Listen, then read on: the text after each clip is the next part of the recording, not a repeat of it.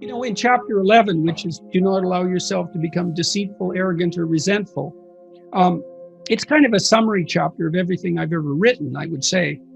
I kind of outline the reasons why people become deceitful, arrogant, and resentful. And we have our reasons. It's in some sense, it's a miracle that it doesn't happen all the time. And so I say, well, here's the problem. Death chases you, you're mortal, and illness will be a part of your life and a part of the lives of people you love. And it will be terrible, maybe beyond your imagining. You're stuck with that, man.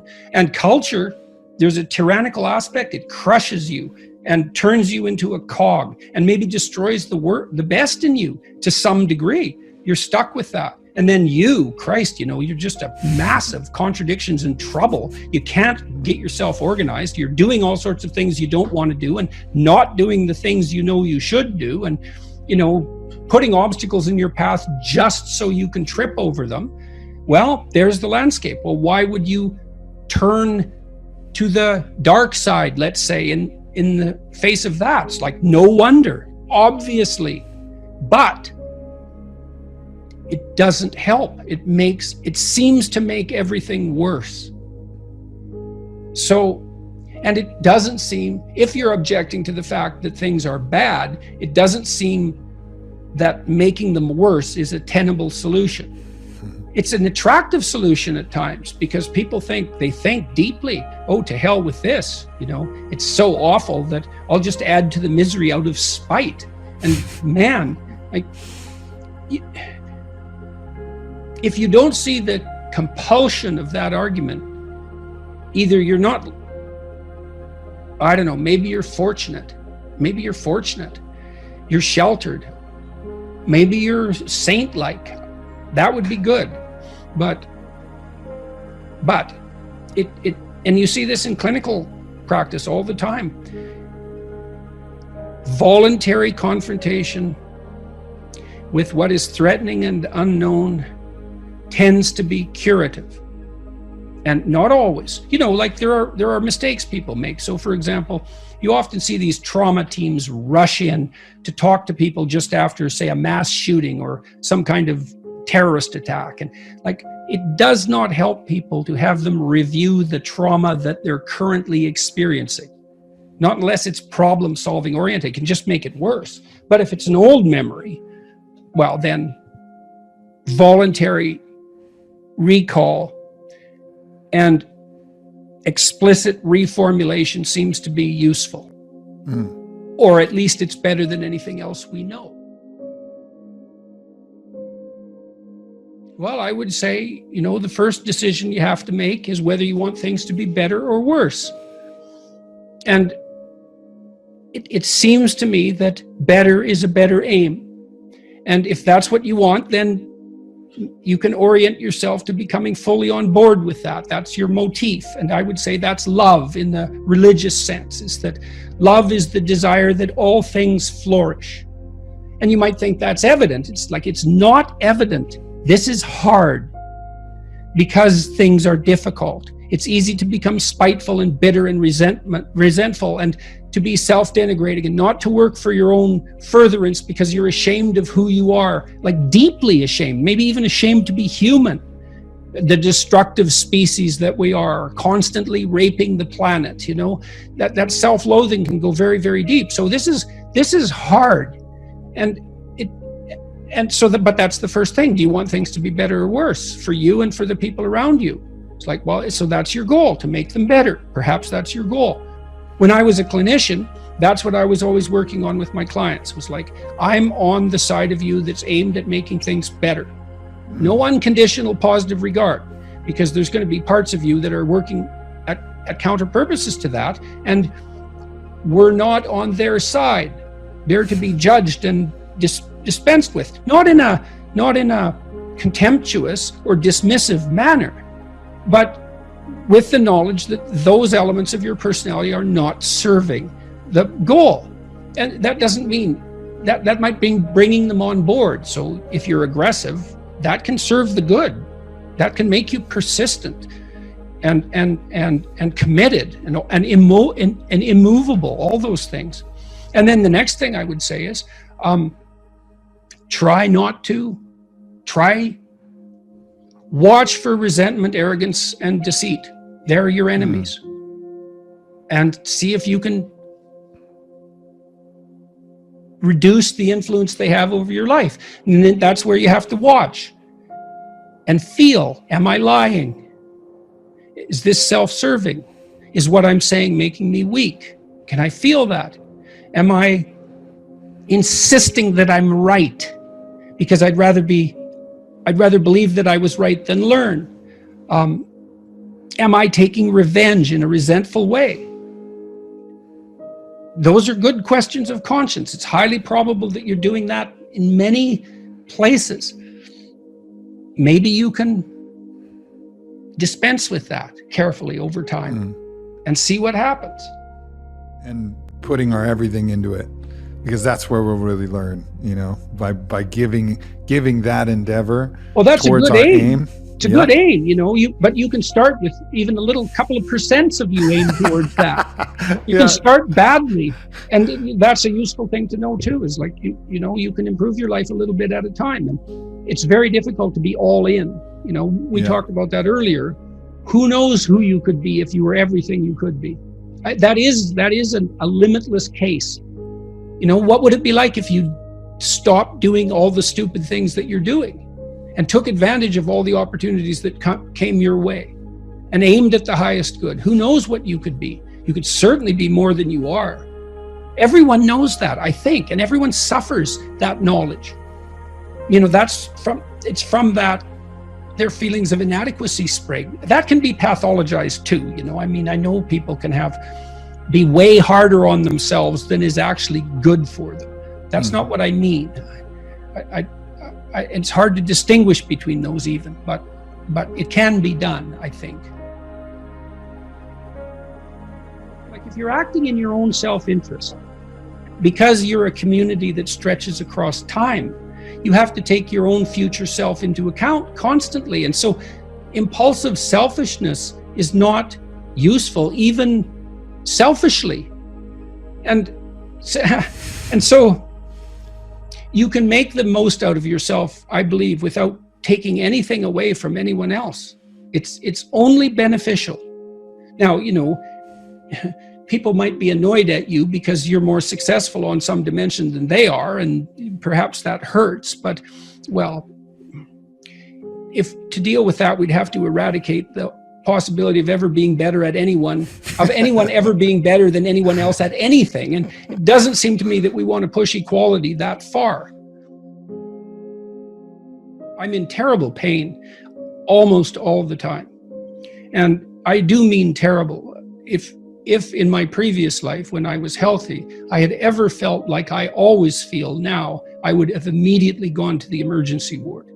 But it's not helpful. As far as I can tell, as far as I've been informed for that matter, there isn't anything that can be done about the condition that I'm in. And that's rough. I have to remind myself all the time of what I should be doing, even to continue living for that matter. And I'm constantly reminding myself to be grateful and as an act of courage. And I do explain that a little bit in Beyond Order. Something I really realized about gratitude is that gratitude at one level is it's a voluntary act of courage. And I'm not trying to make out a case for myself being particularly courageous. That isn't what I mean. I mean that it's a risk to be grateful. It's a decision that opens you up in some ways. And you're sort of grateful despite it all. It's a great gratitude, I suppose, as a marker of faith. And that faith is even, in some sense, belief in the impossible. Despite all this, it's good.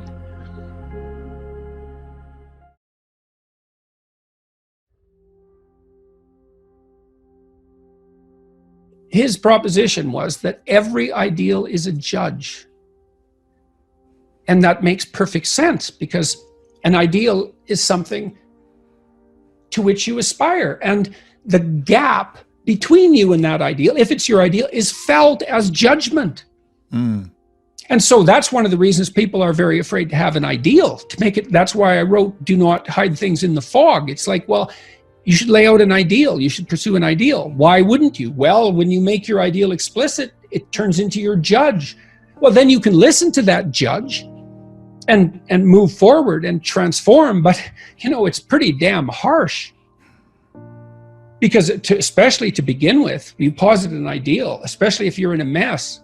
God, every bit of you is being judged as unworthy. Yeah.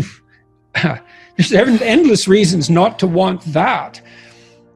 Technically speaking, again, seeing yourself move towards a desired goal is the essence of the positive emotion that nourishes us. And I mean that technically. That's dopaminergically mediated incentive reward. And so you don't have to get to the goal. You have to aspire to the goal and move towards it. And that doesn't even matter if the goal recedes, which it will as you approach it, because your ability to conjure up what constitutes the ideal is going to become more sophisticated as you move towards it. And you might think, well, that's terrible, but it isn't, because it means the game doesn't have to end. Right? Because if you hit the ideal, yes. It's like, oh, well, game over, reset, but no, that isn't going to be how it works. It's going to get better and better and better. And it's why life is the perfect game. I mean, if you have a really good, for those of us who've played video games, you have a really good video game, or even a really good book, or even a really good movie series or a show, and it comes to the end and you're like, oh, there's a huge letdown at the termination of this thing that's been incredibly engaging, especially even if you win. Yeah, exactly. You win and you get this moment satisfaction, but it's replaced almost immediately by the disappointment of the cessation of the game and the recognition that you're in a finite game when you really want to be playing the infinite game. And that's what life is, the infinite game of renewal of life. And that's why it's so good. We'll never replace it. It can't get better. And it's hard as hell. And it's hard as hell at the same time, and that's the way we would want it. Well, it seems like that's the way we want it. I mean, that's another thing I talk about a little bit in the new book, is like, well, when you look back on your past, it's generally having done something difficult that you remember positively, I would say. Yeah. So then there's something about you that craves difficulty, optimal difficulty at least. Yep. Strangely enough. There's this idea in Christianity that we've discussed briefly, that the judge and the redeemer are the same figure. Now, in the book of Revelation, you may know this or you may not, Christ comes back as a judge, and he has a sword coming. It's a revelatory vision, that book. It's a very strange. It's the last thing you'd expect conservative Christians to believe in. Believe me, it's such a visionary hallucination, the book of Revelation. But Christ comes back with a sword coming out of his mouth, and he comes back as a judge. And he divides the damned from the redeemed, and most are damned and some are redeemed. It's very, very harsh. Now, Jung believed that the figure of Christ in the Gospels was too agreeable, too merciful, too tilted towards mercy, and that called out for a counter position, and that was the counter position of judgment. Very interesting hypothesis. But then there's this melding of the two ideas that the judge and the redeemer are the same thing. Okay, now this young man told me that his life lacked purpose and direction and meaning, and that he was nihilistic until he read Zen and the Art of Motorcycle Maintenance, which is a book I actually like quite a bit. I've read it 3 times at different decades of my life. And one of the things that's very interesting about that book is that it's an examination of the idea of quality, of the idea that there are qualitative distinctions between things, and that we have an instinct to make qualitative distinctions. And so a qualitative distinction is simply, this is better than that, which is a judgment. Okay, now what Ratzinger is hypothesizing is that the person in and of, how the modern idea is you're supposed to accept yourself. I think that's an insane idea, by the way. Really, I can't think of a more nihilistic idea than that you're already okay. It's like, no, you're not. And the reason you're not is because you could be way more than you are. And so what do you want to be? You want to be okay as you are? Or do you want to strive towards what's better? And this young man, this Australian, he said that the reason that Zen and the Art of Motorcycle Maintenance had such an impact on him was because he wasn't happy with his current mode of being, right? He didn't consider the manner in which he conducted himself sufficient. And the fact that the author of Zen, and it was Persig, laid out the notion that you could make qualitative distinctions, and there really was a difference between good things and bad things, or great things and evil things. It gives you direction. It gives you the possibility of moving upward. And Ratzinger is pointing out, at least to some degree, that human beings are insufficient in and of themselves and need the movement upward. And so they need to conceptualize something like the highest good, and then to strive for that. And the thing is that there isn't any difference between conceptualizing the good and being judged. Because if you're going to conceptualize the good and move towards it, what you have to do is separate from yourself all those things that aren't good and leave them behind. And that's why the Redeemer and the Judge are the same thing. And one of the things that's really appalling, I think, about our modern world is that we're rejecting the notion of qualitative distinctions. You say, well, we don't want to hurt anybody's feelings by saying that one thing is better than another. It's like, okay, fair enough. It's not fun to be cast off with the damned, that's for sure. But if people are in fact insufficient in their present condition, which seems to be the case, I mean, try finding someone who isn't, then if you deny the possibility of qualitative distinction because you want to promote a radical egalitarianism, then you remove the possibility of redemption, because there's no movement towards the good. And it seems to me that it's a catastrophe to sacrifice the good for, well, it's a catastrophe to sacrifice the good for the equal. Because for us to be equal would mean, as far as I can tell, that we would all be equally unredeemed and miserable. And so,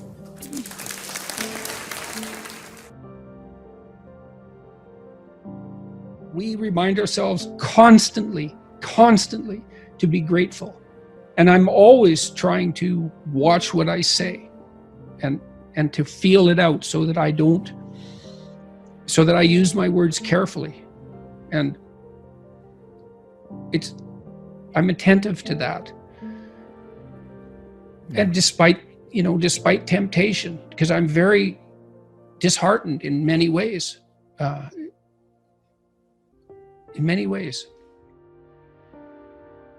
I spent a lot of time trying to be of aid to people, let's say.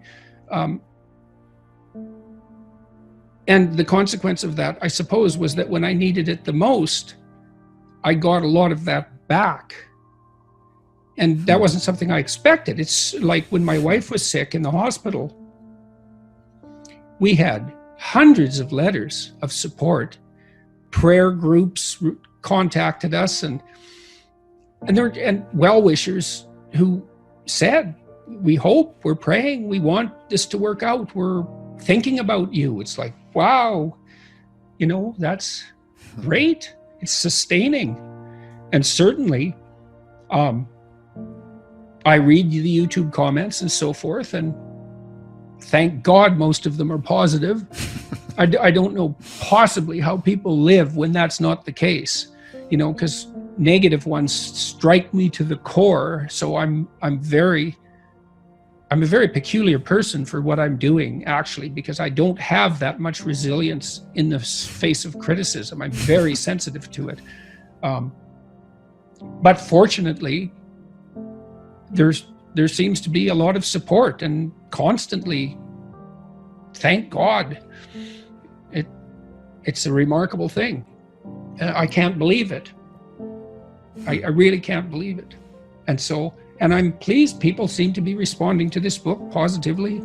I looked at some of the public reviews on Amazon, and there's not a lot of them yet, a couple of dozen, but they seem to be trending in the direction that I would hope for. And so good, I hope this book is helpful. I tried to make it full of things that were helpful to me,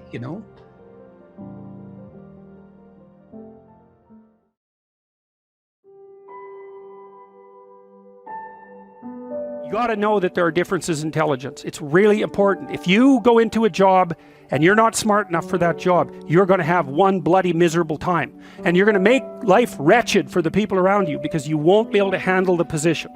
And as you climb hierarchies of competence, the demand on fluid intelligence increases. And so Unless you want to fail, you don't put yourself in over your head. Well, what's over your head? Well, that's a tricky thing to figure out. I mean, you have to figure that out with intelligence, you have to figure it out with conscientiousness, you have to figure it out with creativity, you have to figure out with stress tolerance, with agreeableness, because you want to go into a cooperative environment and not a competitive one if you're agreeable, and with neuroticism, you probably want to keep the stress level of your job relatively low, because those are all places that you can break down. And most people have at least one significant weakness in their intelligence personality makeup, and you got to be careful not to place yourself in a position where that's going to be a fatal flaw.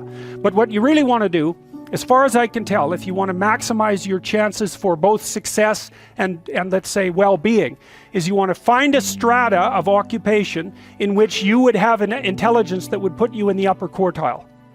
That's perfect. Then you're a big fish in a small pond. And you don't want to be the stupidest guy in the room. It's a bloody rough place to be. So, and you probably don't want to be the smartest guy in the room either, because what that probably means is you should be in a different room, right? You should look at a place where if you're right at the top, you've mastered it. It's time to go somewhere where you're a little lower so that you've got something to climb up for. So, and if you're not hyper conscientious, for example, you're probably not going to want a job that you have to work 70 hours a week at, because you're just not wired up that way. You'd rather have some leisure, and like, more power to you. If that's how you're wired up, there's nothing wrong with having some leisure. But if you're someone who can't stand sitting around doing nothing ever, then maybe you can go into a job that's going to require you to work 75 hours a week. And almost all jobs that are at the top of complex dominance hierarchies require very high intelligence and insane levels of conscientiousness, as well, generally speaking, as pretty damn high levels of stress tolerance, you know, because that can knock you out too, because there's going to be sharp fluctuations in your career, generally speaking, at the higher levels of a structure, and you have to make very complicated decisions, often with very short time horizons. So you have to decide if that's what you want. I'll tell you what it is that you need to do to be successful. Some of these things aren't so malleable, but others are things that you can work on. Well, IQ, well, that's a rough one, because there's no evidence, as far as I can tell, that you can do a damn thing about your IQ. I can tell you how to stop your IQ from decreasing as you get older. That's not so bad, because it does that. Fluid IQ decreases from the time you're 20 and pretty rapidly. It's physical health is the best preventative. So exercise, physical exercise. Weirdly enough, you know, you'd think, well, why? Well, your brain uses oxygen like mad, right? And it needs to be kept clean and well oxygenated. And physical exercise, both like weightlifting, so anaerobic and aerobic exercise, both seem to be very, very effective at staving off cognitive declines across the lifespan. So that's a really useful thing to know, because that's the only thing we know that does that. So then the next best predictor of lifetime success is conscientiousness. Well, so, and of the two aspects of conscientiousness, say orderliness and industriousness, the better predictor is industriousness. So the question is, well, what can you do about your industriousness? And the answer to that is, you can work on micro habits with regards to your conscientiousness. And I think the best micro habits, this is partly to do with this future authoring program processes, I think the best thing you can do with regards to your conscientiousness is to set up some aims for yourself, goals that you actually value. All right, you're going to have to put some effort into your life, and you need to be motivated to do that. And so what are the potential sources of motivation? Well, you could think about them in the big five manner. You know, if you're extroverted, you want friends. If you're agreeable, you want an intimate relationship. If you're disagreeable, you want to win competitions. If you're open, you want to engage in creative activity. If you're high in neuroticism, you want security. Okay, so those are all sources of potential motivation that you could draw on, that you could tailor to your own, you know, your own personality. But then there are dimensions that you want to consider your life across. And so we ask people about, well, you know, if you could have your life the way you wanted it in 3 to 5 years, if you were taking care of yourself properly, you know, what would you want from your friendships? What would you want from your intimate relationship? How would you like to structure your family? What do you want for your career? Well, how are you going to use your time outside of your job? And how are you going to regulate your mental and physical health, and maybe also your drug and alcohol use? Because that's a good place to auger down, you know, because alcoholism, for example, wipes out, you know, 5 to 10% of people. So you want to keep that under control. You develop a vision of what you would like your life to be, and that associates the goal. Well, once the goal is established, and then you break down the goal into micro processes that you can implement.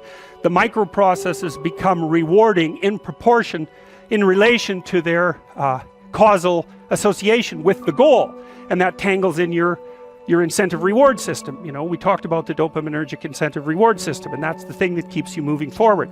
And the way it works is that it works better if it produces positive emotion when it can see you moving towards a valued goal.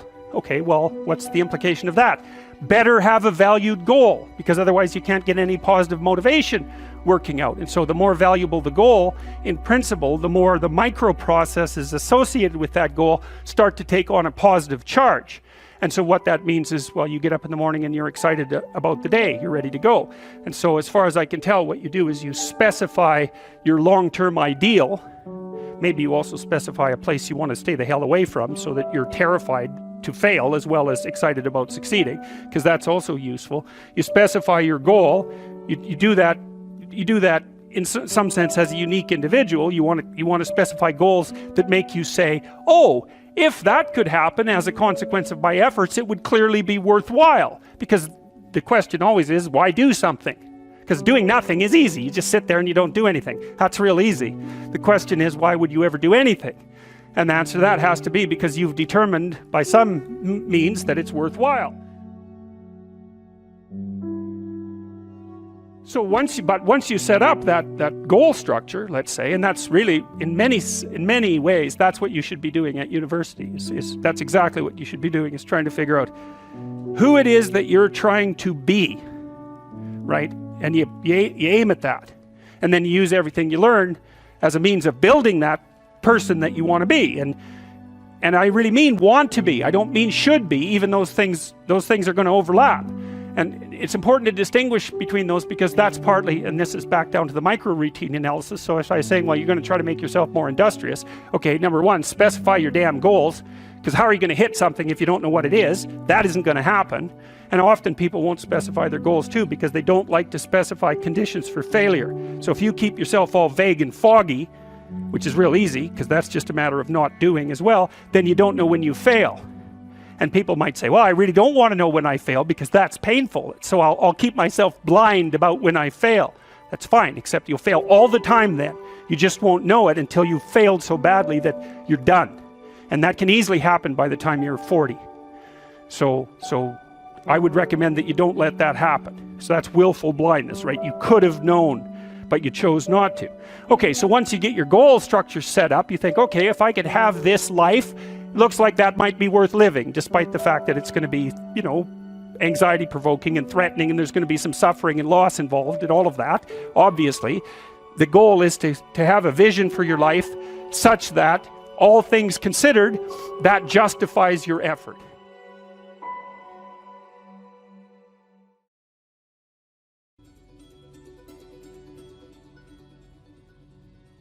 Hey man, if things aren't laying themselves out in front of you, the way that is necessary for you to live a full and engaged life and not be cynical and bitter and twisted and cruel and vengeful and disappointed and all of that, it's just possible that you're not aiming at the right thing.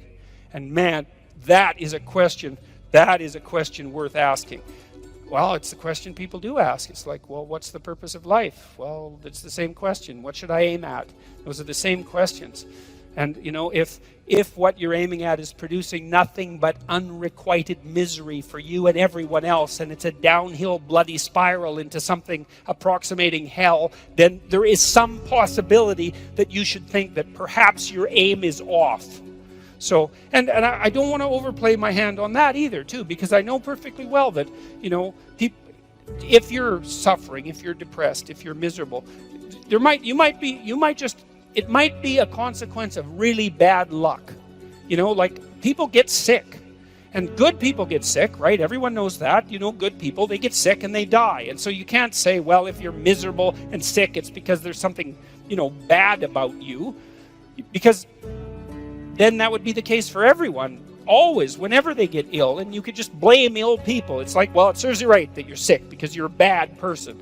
It happens a lot, actually, with ill people, and it's an unfortunate thing. So I know there's an element of chance to all this. And I don't want to downplay that. We are dust in the wind, to use a terrible cliche from a 70s rock song.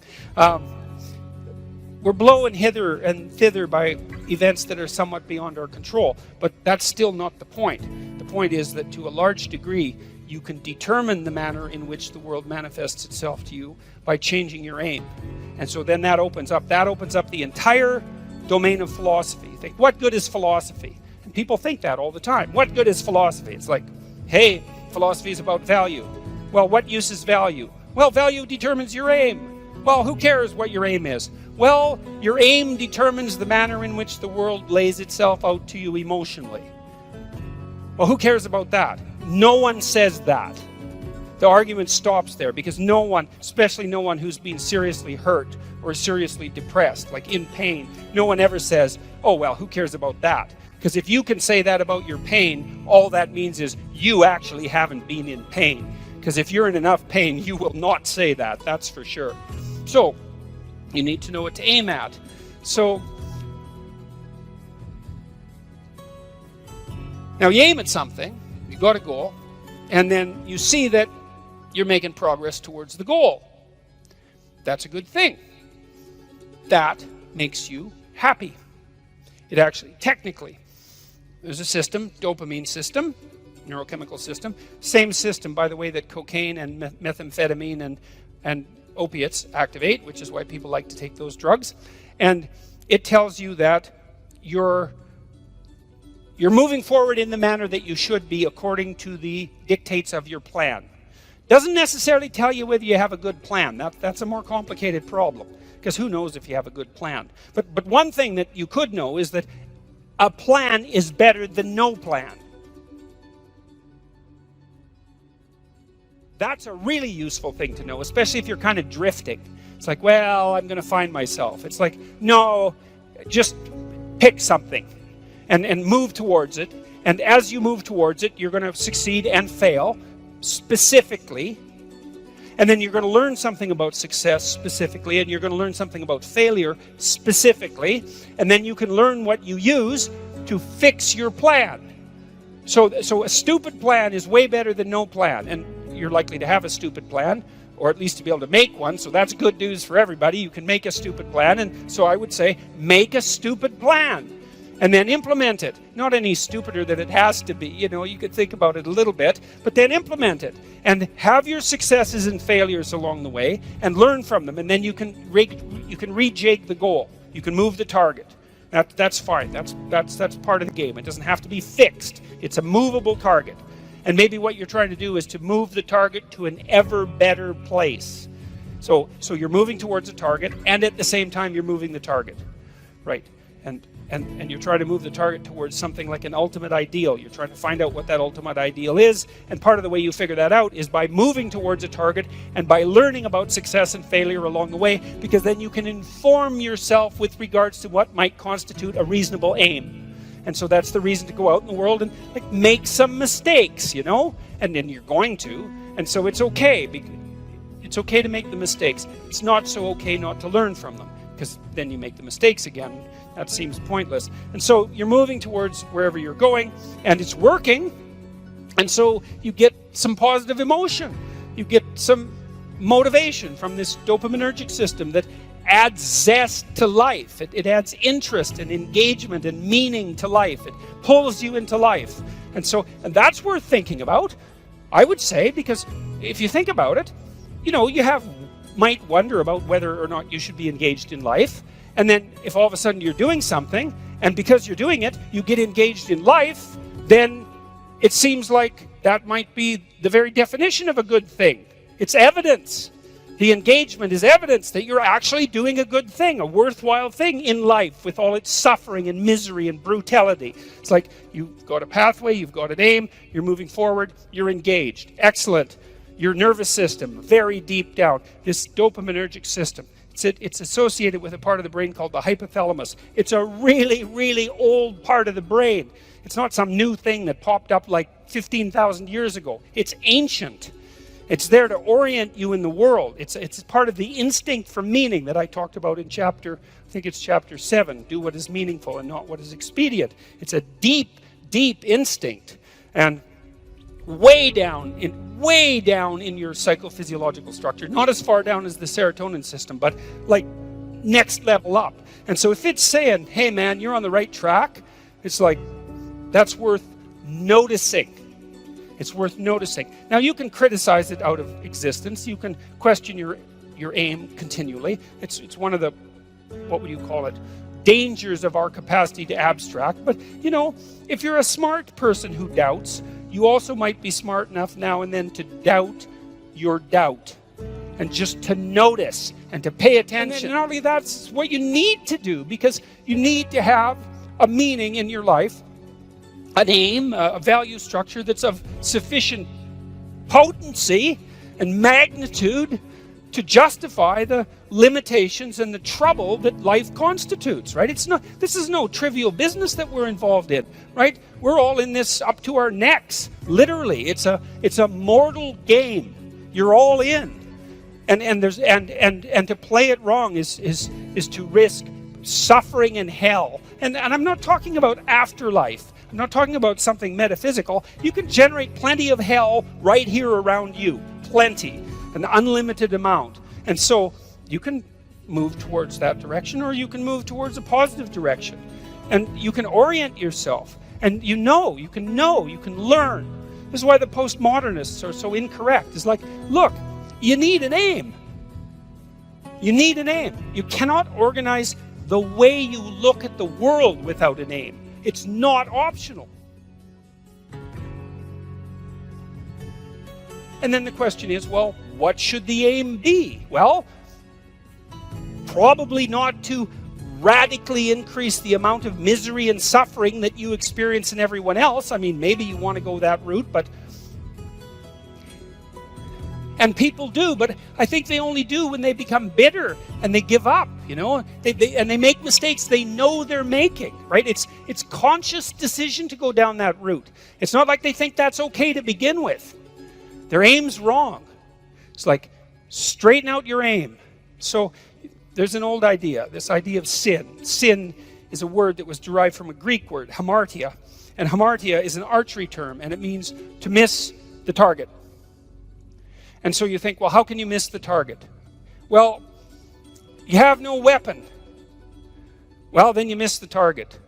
You have no target. You have no aim. Well, then you miss the target. You don't pick up your bow. Well, then you miss the target. You don't draw it back. Then you miss the target. You don't practice and miss many times, right? Because you have to do that to develop the skill to hit the target. So you're not willing to take the risk to miss. You do none of that. And so you miss the target. And that's the sin. And then you miss your life. And then what happens around you is that, well, there's far more hell than there has to be, and there's much less heaven than there could be. And it's on you.